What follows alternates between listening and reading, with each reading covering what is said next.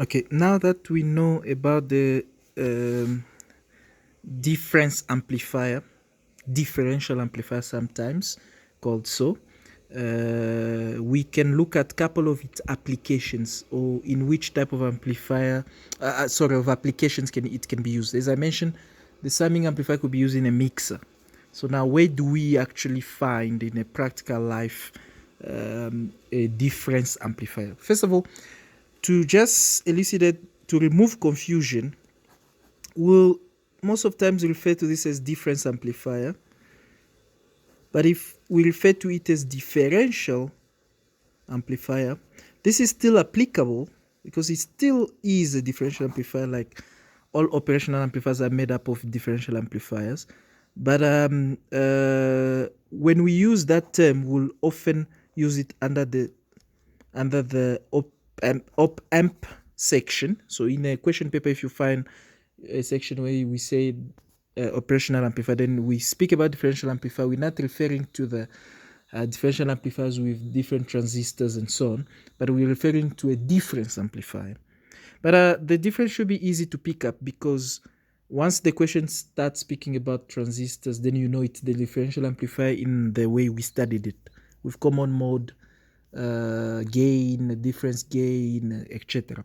But when it doesn't refer to any form of transistors, then you know it's an op-amp type of configuration that performs difference of two voltages.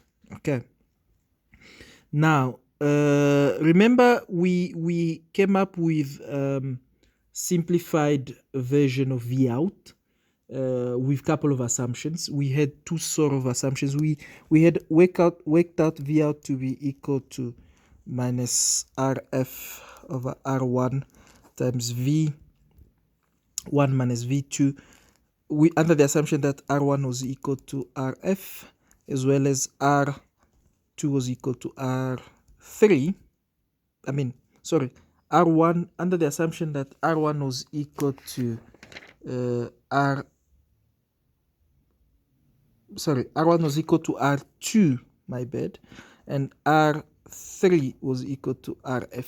Under that assumption, we came up with that, and with a further assumption where RF was also equal to R1, which means all the resistors were equal to each other, then we came up with V out being simply V2 minus V1.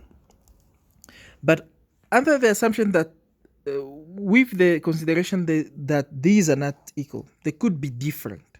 V out as obtained from superposition is still the sum of the two V out. The V out with V1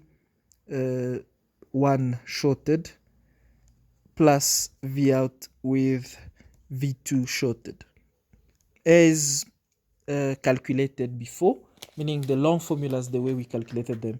And I'll just recall this. V out with V1 shorted was obtained to be minus RF over R1 V1 plus V out with R2, with V2, this was with V2 shorted. This is, and this is with V1 shorted. So V1 is present, so that's when V2 is shorted. And when V1 is shorted, V2 is present. And we had found this to be RF times V2 over R1 plus RF. All of it times 1 plus RF over R1. So if no assumption is given and these resistors are different, then you work it out fully like that. That would be the output voltage, right? Very important to mention. But I've also elucidated the difference when we will be referring to a difference amplifier as a differential amplifier in the context in which we studied it before, and when we're going to be using differential amplifier as a term to refer to the op-amp configuration of an amplifier that performs the difference of two voltages. Okay, so now I was trying to speak about the applications. When it comes to the applications of a difference amplifier or a differential amplifier, it can normally be used for noise reduction or for noise humidity. So when you're trying to get a signal through a system and this signal get superimposed with some noisy signal, you normally will use a difference amplifier to suppress the noise. So you get a signal V1 minus V2, which is the noise signal. Is that okay? And that's mainly found in telecommunication applications. Very important. These are the type of things we ask. A second type of application is what we call an instrumentation amplifier. And that was the title at the beginning of this small video, simply because I was looking into the different applications of difference amplifier. Now, what is an instrumentation amplifier, and how does it look like? And although we won't dwell much on the concept of an instrumentation amplifier, I'll just explain what it entails. Obviously, since it's an application of difference amplifier, you would expect it to have a difference amplifier in it. This is how an instrumentation amplifier looks like. It's made up of, 3 parts. The first part is the bridge network. Okay, you can see there's a bridge circuit. In that bridge circuit, you've got a couple of resistors. You know a bridge circuit from, you've done a bridge diode in electronics 1, but this is a bridge of resistors that you also have encountered when you studied the Weston Bridge, maybe in electrical engineering. But a bridge network is made up normally of 4 resistors that are connected in a hexagon type of configuration.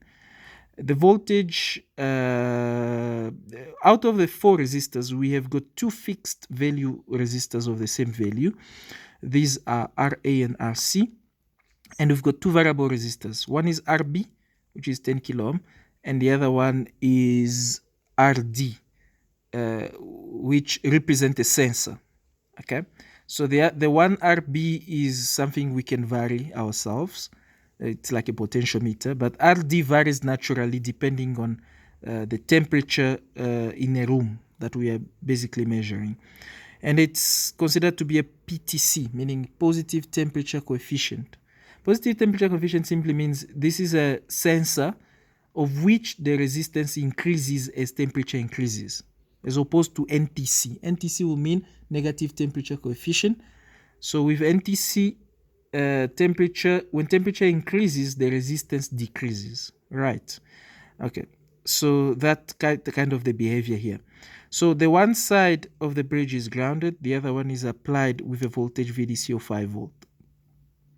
Now we get 2 different voltages, Vx and Vy, that are both applied to 2 buffer amplifiers or voltage followers, that the buffer stage. So as I said, there are 3 stages: bridge circuit stage, buffer stage. We know what the buffer stage does. So Vx just get passed on the other side, so with the same amplitude, with the same phase. So Vx will just appear at the output of the one amplifier and Vy on the output of the other. Then we have a difference amplifier now that will calculate the difference between Va and Vb. Va being equal to Vx, of course, and Vb equals to Vy. It's going to calculate their difference, but since the resistors are not all the same, yes, R1 is equal to R2 and Rf is equal to R3. So at the end of the day, V out of this instrumentation amplifier will be minus Rf over R1 V. Which one is V1 in this case? V1 in this case is still Va, so it's going to be Va minus Vb.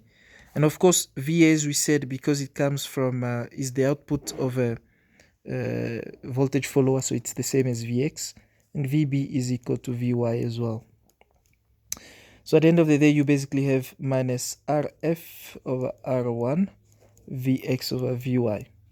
Now, how Vy and Vx are generated, that fully dependent on what is the value of Vx and Vy, that fully dependent on the analysis of the bridge circuit, considering also the temperature in being measured by the instrument. That's why we call it an instrumentation amplifier. But please remember that the 2 major applications of a difference amplifier are instrumentation amplifier, as well as explained, as well as it can be used for noise reduction or immunity. Okay, noise reduction or immunity. Those are the two applications of a difference amplifier. Now, before we conclude, I want to, the same way we looked into the concept of maximum gain when we studied, we looked in the concept of maximum gain when we studied BJT amplifiers. If you recall properly, when we studied BJT amplifiers, we looked into the concept of maximum gain. We spoke about maximum gain at different stages. When we look at a single transistor, the way it achieves amplification of a signal, we said the maximum gain was equal to VCC over VT, thermal voltage, if you recall properly. When we spoke about an actual configured BJT, meaning in a common emitter, common collector, common base, when we spoke about maximum gain, it was mostly the open loop gain, meaning it was the unloaded gain. And it was just called maximum because it was the gain, the highest of the three gain. It was higher than the half loaded gain, and it was also higher than obviously than the fully loaded gain. That's why we sometimes refer to it as maximum gain. But now going back to the concept of operational amplifiers, when you remember in the previous section we studied, we had established the maximum voltages. Sorry, let me draw that neatly. We had a diagram like this that showed that the output voltage of an operational amplifier was capped by VCC on the positive side and by VEE on the negative side. However, it's very important to mention that that's the ideal situation.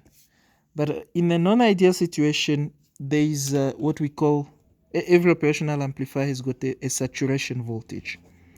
A saturation voltage built in